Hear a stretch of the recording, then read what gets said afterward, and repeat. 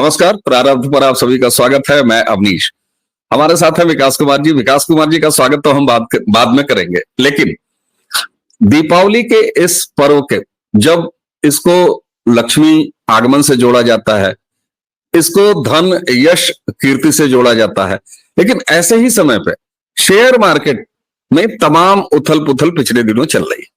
दर्शकों, हम जानते हैं कि मैं शेयर का 100 नहीं जानता, ईमानदारी से इस बात को स्वीकार कर रहा हूं, लेकिन आखिर ये शेयर बाजार और इसमें चलने वाली उथल पुथल, मार्केट गिरा, मार्केट उठा, मार्केट यूं हुआ, मार्केट वो हुआ, ये खबरों की सुर्खियां तो बनती हैं, लेकिन आज हम अपने फाइनेंशियल एक्सपर्ट विकास कुमार जी के साथ ये जानने का प्रयास करेंगे बिल्कुल आम भाषा में कि आखिर ये सब इतना दुरूह लगने वाला और ऐसा लगने वाला कि ये तो बस एक्सपर्ट्स का काम है, ये आम आदमी की समझ में नहीं आता है, लेकिन फिर भी समझना तो हर आदमी चाहता है। और 3 ऐसे बिंदु हैं जिसे कोई फाइनेंशियल एक्सपर्ट यानी महाज्ञानी या बिल्कुल आम हमारे जैसा, मेरे जैसा व्यक्ति, ये विकास कुमार जी 3 पॉइंट ऐसे हैं जो दोनों जानना चाहते हैं।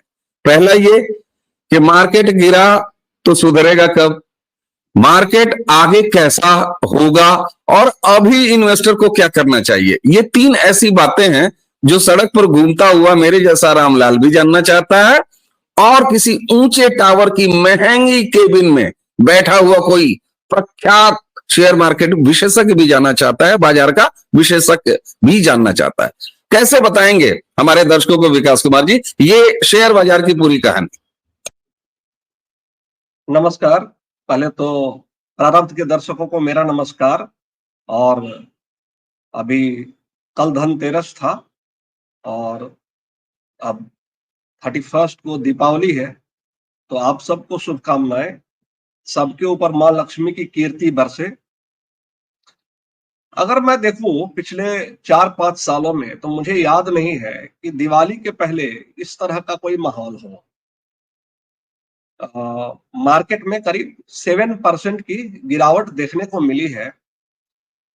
अब रही बात कि ये गिरावट कितनी और आएगी, तो मुझे लगता है कि जो भारत की जो करंट सिचुएशन है, जो इसकी बैलेंस शीट है, जो इसकी इकोनॉमिक कंडीशंस है, उसमें बहुत ज्यादा गिरावट की तो उम्मीद मुझे नहीं दिखती है। हाँ, लेकिन 4-5% और गिरावट हो सकती है। हो सकता है कि अभी 24,000 के ऊपर मार्केट है, तो ये 23,500, 23,800 या 23,000 समथिंग के आसपास आकर कहीं गिरे। ये इस बात पर डिपेंड करता है कि कंपनियों के क्वार्टरली जो नतीजे आ रहे हैं वो किस प्रकार के आ रहे हैं। क्योंकि देखिए, अल्टीमेटली जो स्टॉक मार्केट है वो तो सिर्फ एक छाया है, उसके पीछे की जो बॉडी है वो तो बिजनेस है। और अगर बिजनेस की अर्निंग अगर ठीक नहीं होगी, अगर मैं आपको साधारण सी बात कहूं, कोई आदमी है, मान लो हमारी सोसाइटी में भी हम देखते हैं, तो बहुत शोबाजी करता है ना, कि मेरे पास तो ये है, मेरे पास वो है, वो कार खरीद लेगा, ईएमआई खरीद लेगा, लेकिन अल्टीमेटली अगर उसकी जॉब ठीक नहीं है, अगर उसकी माली हालत यानी उसके बैंक में कितना अमाउंट है, बैंक डिपॉजिट कितना है, उसकी टेंजिबल प्रॉपर्टी कितनी है, अगर वो उससे बैक नहीं है, तो वो उस चीज को सस्टेन नहीं कर पाएगा और कभी ना कभी वो औंधे मुंह गिरेगा। तो इससे सटीक एग्जाम्पल मेरे पास कुछ दूसरा नहीं है। तो अभी जो सिचुएशन ये है कि लगातार 21, 22, 23 3 सालों तक कंपनियों के नतीजे अच्छे आए हैं और जो मार्केट में मुझे ऐसा लग रहा है कि थोड़े समय के लिए चक्रीय स्तर पर, साइक्लिकल स्तर पर थोड़ा डाउनटर्न देखने को मिल सकता है। तो अर्निंग्स अच्छे नहीं आ रहे हैं, तो थोड़ी गिरावट और हो सकती है। और दूसरी बात ये, पिछले 3-4 सालों में मार्केट बेहिसाब बढ़ा है। गधे भी दौड़े हैं और घोड़े भी दौड़े हैं। तो ऐसे में थोड़ा बहुत एक करेक्शन तो बनता है, और ये करेक्शन अच्छा है, ये हेल्दी है। हेल्दी इसलिए है क्योंकि बहुत सारे ऐसे स्टॉक्स जो आप सोच नहीं सकते थे खरीदने के लिए, क्योंकि उनके जो वैल्यूएशंस थे, वैल्यूएशंस का मतलब हम उनकी कीमत को कहेंगे, कीमत तो उन स्टॉक्स को आज हम खरीद सकते हैं। अब रही बात जो अगला है कि ये कब तक चलेगा, मुझे ऐसा लगता है कि ये जो गिरावट है, जिस तरीके से अभी भारत के फंडामेंटल्स हैं और डीआईआई जो स्पेशली रिटेल इन्वेस्टर्स काफी एग्रेसिव हैं। आज से 4-5 साल पहले हमारे यहाँ 20 मिलियन डीमैट अकाउंट्स थे। आज हमारे पास 170 मिलियन यानी 17 करोड़ लोगों के पास डीमैट अकाउंट है। अगर सबके खाते में अगर मान लो कि 10,000 रुपए 20,000 रुपए का भी एवरेज अगर पैसा है, तो आप सोचिए कि अगर वो पैसा अगर फ्लो करता है स्टॉक मार्केट में, तो वो कितना ह्यूज पैसा हो जाता है। यही वजह है कि अक्टूबर मंथ में जो विदेशी संस्थागत निवेशक हैं, जिसको हम एफआईआईज कहते हैं, उन्होंने $10 बिलियन का माल बेच दिया। मैं बता रहा हूं, अगर ये हालात आज से 10 साल पहले हुआ होता, अगर किसी महीने में $10 बिलियन का माल अगर एफआईआईज ने बेच दिया होता, तो मार्केट 50% गिर गया होता और बिल्कुल कोहराम मच जाता। लेकिन आज सिर्फ मार्केट 7% गिरा है। वो ऐसा इसलिए हुआ है कि एक तो पैसा म्यूचुअल फंड के थ्रू रूट कर रहा है, करीब 23,000 करोड़ रुपए हर महीने चले जाते हैं हमारे सिप के, और दूसरा डायरेक्टली भी पार्टिसिपेट करता है, तो कहीं ना कहीं वो रोक लेते हैं। हर गिरावट पर हो क्या रहा है, जो क्वालिटी है, जो क्वालिटी स्टॉक्स है, उस पर बाइंग आ जाती है। तो लेकिन उसके बाद भी थोड़ी बहुत गिरावट तो होगी, उसके लिए तैयार रहना चाहिए। अगले मुझे ऐसा लगता है कि जो संवत 2081 होगा, यानी अगला जो साल 2025 का होगा, वो थोड़ा संभल के चलने का साल है। ये वैसा साल नहीं होगा कि जी आप किसी भी आंख मूंद करके अरे गहरे स्टॉक पर पैसा लगा दो और कुछ थोड़ी बहुत न्यूज देख लो और पैसा बन जाएगा। पैसा वहीं बनेगा जहां क्वालिटी है। अब आपका अगला सवाल ये होना चाहिए कि हम ऐसे कौन से सेक्टर्स हैं जहां हम दांव लगाएं। नहीं, मैं उस पर आऊंगा, मैं उस पर आऊंगा राजीव जी। उससे पहले कि हम उस पर जाएं कि ऐसा हमें क्या करना चाहिए, या बाजार में इंटरेस्ट रखने वाले इन्वेस्टर जो भी हैं उनको क्या करना चाहिए। आपने दो चीजें जो बुनियादी बताई, जरा मैं उस पर छोटा छोटा आपसे थोड़ा सा और विस्तार जानना चाहूंगा। एक आपने बताया कि साहब देखिए, ये बात तो समझ में आती है कि शेयर मार्केट जो कुछ भी है, शेयर मार्केट खुद कुछ पैदा नहीं करता। पीछे जो इकोनॉमी है, पीछे जो बाजार है, जब वो परफॉर्म करता है उसी आधार पर शेयर मार्केट उसको रिप्रेजेंट करता है। ठीक है, अगर इस समय शेयर बाजार अच्छा नहीं कर रहा है, तो क्या इसको ये समझ लेना चाहिए कि भारतीय अर्थव्यवस्था, भारतीय बाजार, भारतीय जो इकोनॉमी है वो बेहतर नहीं कर रही है? क्या कुछ ऐसी समझ बना लेनी चाहिए? नहीं, ऐसी समझ बनानी उचित नहीं होगी। मैंने तो ऑलरेडी कहा कि इकोनॉमी अच्छा कर रही है, लेकिन अब सवाल ये है कि अगर आप लगातार दौड़ रहे हो, तो दौड़ने के बाद एक स्वाभाविक प्रक्रिया क्या होती है, आप थोड़ी देर बैठते हैं और उसके बाद फिर से चढ़ना शुरू कर देते हैं। तो अब आप ये समझिए कि आपको 365 सीढ़ियां अगर चढ़नी है किसी माउंटेन पर पहुंचने के लिए, शिखर पे पहुंचने के लिए, तो आप ऐसा तो होगा नहीं कि जी आप धड़ पर दौड़ना शुरू किया और एकदम एक तरह से जाकर 365वें पर ही जाकर के रुके। आप 40-50 सीढ़ियां चढ़ेंगे और फिर उसके बाद कहीं रुकेंगे। तो अभी वही स्थिति है। थोड़े समय के लिए जो है एक भारतीय अर्थव्यवस्था सांस ले रही है। ये पिछले 3-4 सालों से दुनिया की सबसे बेस्ट परफॉर्मिंग इमर्जिंग मार्केट रहा है। चाहे वो ब्राजील का हो, चाहे वो चाइना का हो, चाहे वो रसिया का हो, चाहे किसी भी कंट्री का हो, उसके कंपैरिजन में भारतीय शेयर बाजार ने बहुत शानदार परफॉर्मेंस दिया है। तो थोड़ा बहुत सांस लेने का अधिकार तो इसको बनता है। तो ये बस वही सांस ले रहा है। और 3-4 महीने तक ऐसा नहीं है कि इसमें सारे सेक्टर्स ही डूब जाएंगे। बस ये है कि जो सेक्टर्स ने पैसा बनाया है पिछले 3-4 साल में, जैसे जो पीएसयू के स्टॉक्स हैं, आपको हिंदुस्तान एरोनॉटिक्स लिमिटेड है, पारस डिफेंस है, आपको और भी कई सारी जो सरकारी रेलवे की कंपनीज हैं, उन लोगों ने ताबड़तोड़ पैसा बनाया है। अब वो सेक्टर्स नहीं चलने वाले हैं। अब दूसरे सेक्टर्स चलेंगे, वैसे सेक्टर्स चलेंगे जिनके लिए जो इकोनॉमिक कंडीशन है वो ज्यादा राइप है। जैसे for example IT sector, IT sector पिछले 3-4 लगभग 2-3 सालों से नहीं चला है, लेकिन अब अमेरिका में रेट कट होने वाले हैं। रेट कट होने का मतलब ये है कि वहां के कंपनियों के पास खर्च करने को ज्यादा पैसा होगा। जब पैसा ज्यादा खर्च करने को होगा तो वो ऑब्वियसली जो आईटी है आईटी पे ज्यादा खर्च करेंगे। ये बड़ी कॉमन सी लॉजिक है। दूसरा, जैसे आपको हुआ कि अगर इंटरेस्ट रेट कट होगा तो अल्टीमेटली आरबीआई में भी इंटरेस्ट रेट कट होगा देर सवेर। तो उससे किसको फायदा होगा? उससे फायदा होगा रियल एस्टेट कंपनीज को। तो वैसे कौन से हमें वो आइडेंटिफाई करना पड़ेगा, ये बड़ा कॉमन सेंस है। बिल्कुल। राजीव जी, एक चीज बताओ, मैंने आपसे ये सवाल क्यों पूछा कि क्या इसका मतलब ये लगाया जाए कि इकोनॉमी अच्छी नहीं चल रही है? क्योंकि तुरंत जो एक होता है ना विरोध मात्र विरोध के लिए, और कोई भी चीज में केवल आलोचना नाम की वस्तु खोजने वाले ये तुरंत कहेंगे कि साहब, अगर आप ये ज्ञान दे रहे हैं कि शेयर मार्केट आपके बाजार को, आपकी अर्थव्यवस्था को रिप्रेजेंट करता है, तो इसका मतलब है शेयर मार्केट अगर गिर रहा है तो आपकी इकोनॉमी गर्त में जा रही है। लेकिन आपने जो ये बताया कि ये कुछ पल ठहरने वाली बात है, क्योंकि आप बहुत तेज रफ्तार से आगे चल रहे थे। अब आता है सवाल का दूसरा हिस्सा, एक आम इन्वेस्टर। क्योंकि देखिए, आप सारे के सारे लोग फाइनेंस का, आपने कहा ना कि लोग कुछ टीवी देख लेते हैं, कुछ अखबार पढ़ लेते हैं, कुछ आजकल तो इंटरनेट का माध्यम है, वहां से कुछ देख लिया और पैसा अंधाधुंध आंख मूंद के कहीं भी लगा देते हैं। ऐसे में एक मझौला तो मैं फिर भी छोड़ देता हूं, एक छोटा निवेशक जिसने एक डिमेट अकाउंट, आपने बताया कि कितनी संख्या बढ़ गई है डिमेट अकाउंट्स की, इसका मतलब है कि इसका विस्तार हो रहा है, आम लोगों तक पहुंच रहा है, और लोग अब शेयर बाजार को, जैसा एक भारतीय संस्कृति थी, भारतीय जनमानस था, उसकी समझ थी, वो संस्कारों वाली समझ थी कि इसको अब सट्टा बाजार नहीं समझता, इसको अब जुआ नहीं समझता, इसको बाकायदे एक इन्वेस्टमेंट का माध्यम समझता है।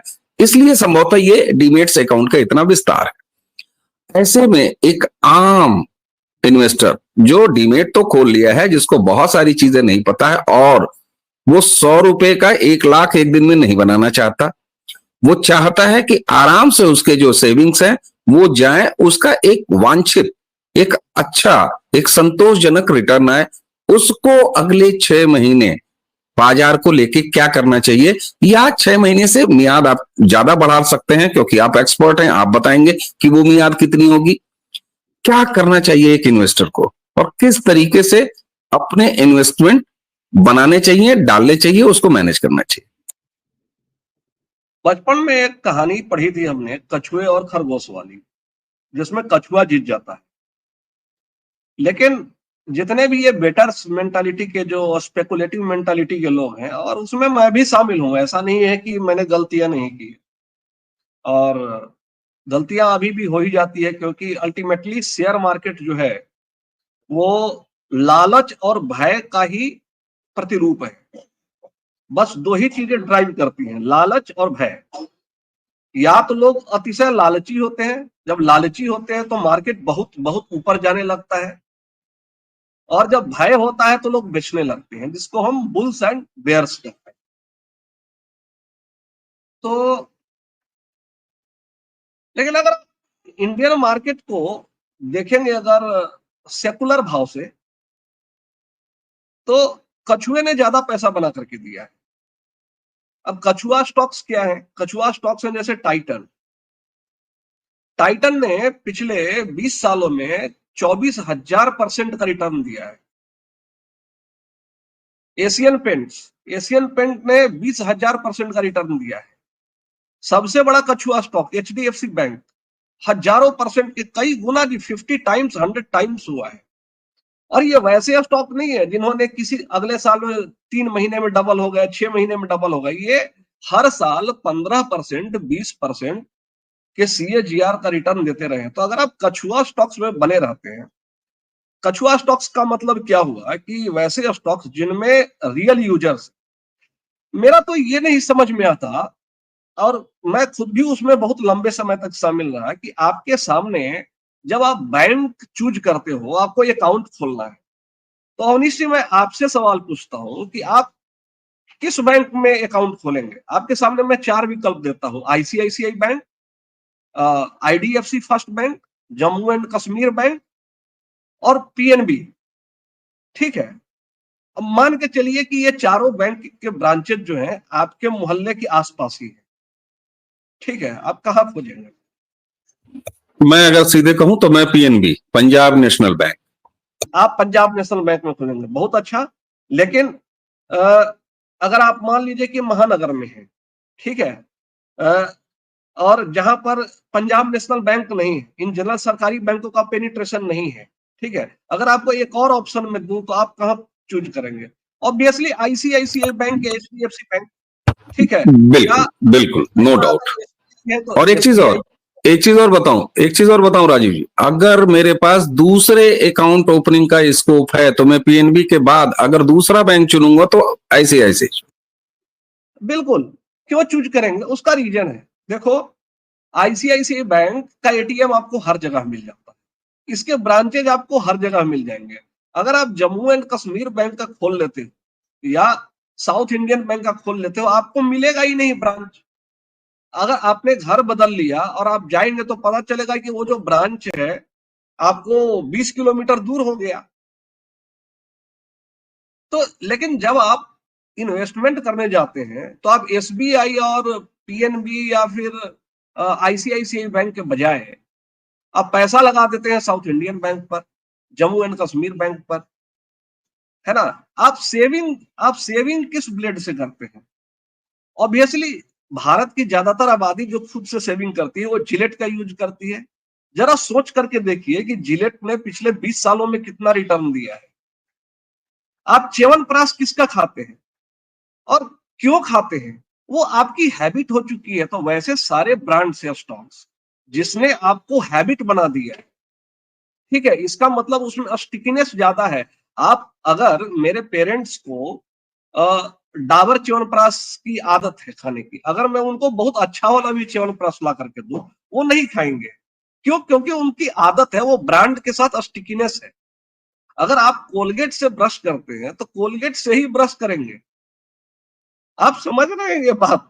लेकिन जब आप खरीदने जाएंगे स्टॉक्स तो आप सुप्रिया लाइफ साइंसेज में खरीद लेंगे। अरे भाई, सुप्रिया लाइफ साइंसेज या प्रिंस पाइप्स, आप समझते हो क्या इंडस्ट्री को? आप डॉक्टर को लगाने दो ना उसमें पैसा, आप उसमें लगाओ। इसीलिए मैंने 5 ऐसे स्टॉक्स चुने हैं, अब चूंकि समय कम होगा, जिसमें कि अगले 1 साल के लिए आप लगा सकते हैं। और ये बेहतरीन स्टॉक्स है, बेहतरीन प्रमोटर्स है और कछुआ स्टॉक्स है। ये वैसे स्टॉक्स नहीं है कि आपको डबल ट्रिपल हो जाएंगे। और हो सकता है कि थोड़े समय में गिरावट रहे तो नुकसान भी हो, लेकिन अब 5 साल के बाद आप देखेंगे ये जो स्टॉक्स में बता रहा हूं निश्चित रूप से डबल हो जाएंगे। डबल क्या हो सकता है? डबल तो मैं बहुत कंजर्वेटिव हूं, हो सकता है ट्रिपल भी हो जाए। तो हम शुरू करें। जी बिल्कुल।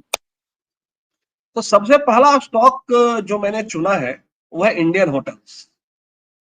इंडियन होटल्स ताज ग्रुप हम सब जानते हैं, और ये टाटा का है। और जिस तरीके से टूरिज्म सेक्टर भारत में बढ़ रहा है, लोगों के पास आय बढ़ रही है, तो लोग खर्च कर रहे हैं। तो अब ज्यादा से ज्यादा लोग जो है अब लो ग्रेड के होटल्स से मूव करके प्रीमियम होटल्स में रुकना ज्यादा पसंद कर रहे हैं। ऐसे में जो टाटा ग्रुप का जो स्ट्रॉन्ग ब्रांड प्रेजेंस है और जो इनके ग्रोथ प्लान्स है, अगर आप देखेंगे ना ताज ग्रुप में आप कभी सर्च करके देखिएगा, आपको होटल के रूम्स पीक आवर्स में, पीक टाइम में नहीं मिलेंगे। आप जरा सोचो, लोग 10,000 20,000 रुपए हर रात को देने को तैयार है। क्यों? क्योंकि वो एक्सपीरियंस देता है। पिछले 2-3 साल में बड़ा शानदार तरीके से ग्रो किया है कंपनी ने, कई और नई प्रॉपर्टी जा रही है। तो मेरी उम्मीद है कि अगले साल, अगले 2-3 साल 4 साल तक ये ट्रेंड जारी रहेगा। और ताज इंडियन होटल्स आज जिस प्राइस पर है, यहां से भी डबल ट्रिपल होने की संभावना उसकी पूरी है। अब दूसरा जो स्टॉक है जो मैंने चूज किया है वो है नारायण हृदयालय। मेरे पास हालांकि 2 ऑप्शन थे, नारायण हृदयालय भी था और मैक्स हॉस्पिटल भी था, मैक्स हेल्थ केयर भी था। लेकिन मैक्स हेल्थ केयर का जो वैल्यूएशन था वो थोड़ा मुझे महंगा लग रहा था, इसलिए मैंने नारायण हृदयालय लिया। और इसके जो ज्यादातर हॉस्पिटल्स है वो साउथ इंडिया में है।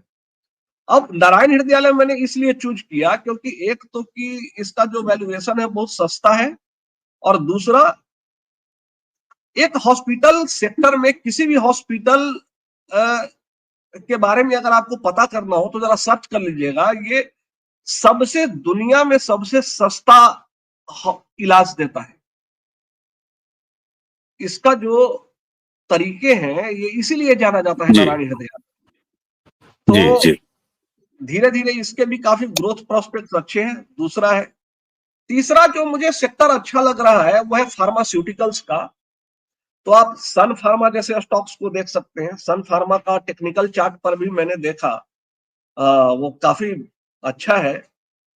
इसके अलावा मुझे ऐसा लग रहा है कि चूंकि अब रेट कट होने वाला है, जब रेट कट होगा तो ऑब्वियसली ईएमआई कम होंगे, तो ऐसे में लोग और घरों की और ज्यादा बाई करेंगे।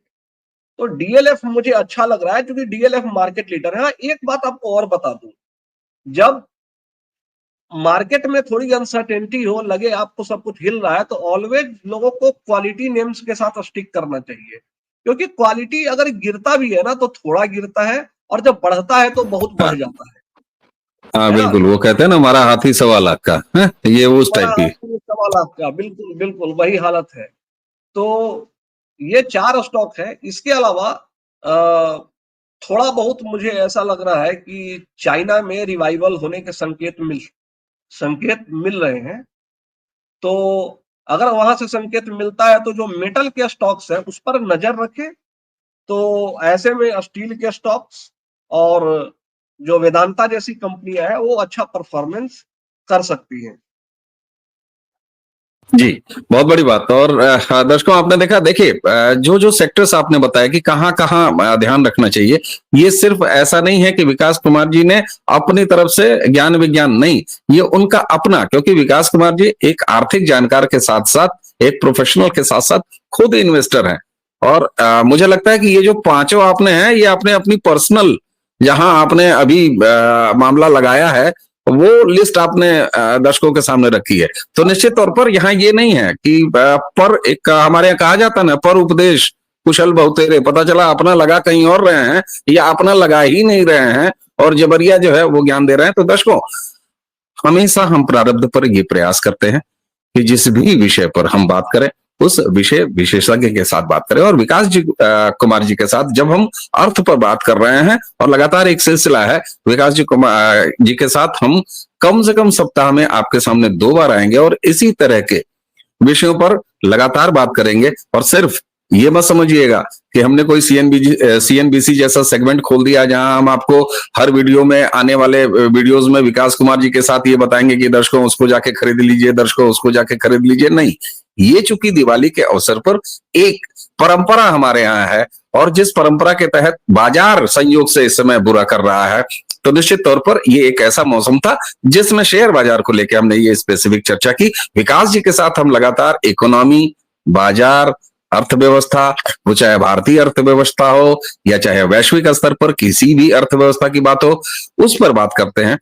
और विकास कुमार जी, मेरा जो अंदर वाला जो पॉलिटिकल एक कीड़ा है ना, आपने कहा कि चीन में आपको सुधार की गुंजाइश दिखाई देती है। मैं अपने दर्शकों की तरफ से कह देता हूं, जो दर्शक हमारे जो है राजनीति और तमाम वैचारिकी वाले जो वीडियोस देखते हैं, दर्शकों ये बात विकास कुमार जी की सच बताओ मुझे बहुत अच्छी नहीं लगी कि चीन में सुधार हुआ। खैर, कोई भूखा न मरे और वहां भी सुधार हो, ये ऐसे ही एक सहज बात थी, एक हास्य की बात थी। जी, आप कुछ कहना चाह रहे हैं? हाँ हाँ, मैं ये कहना चाहता हूँ कि असल में एक स्ट्रॉन्ग चीन भी जरूरत है।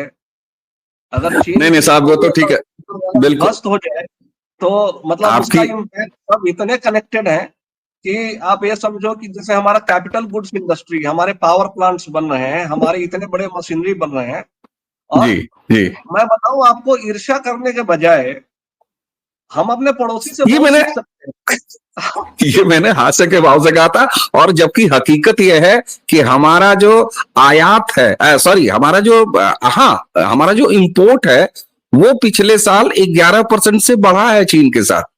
जबकि हमारा जो एक्सपोर्ट है वो थोड़ा घटा ही है, वो 6 के आसपास है। तो ये एक, इस पर कभी और बात करेंगे। और इस पर मैं आपसे बात करना चाह रहा था, अगला अगला जो हमारा विषय होगा दर्शकों, मैं अब ही बता दे रहा हूं, मैंने चीन को छेड़ा क्यों, और अच्छा हुआ विकास कुमार जी छिड़ भी गए अच्छी तरीके से।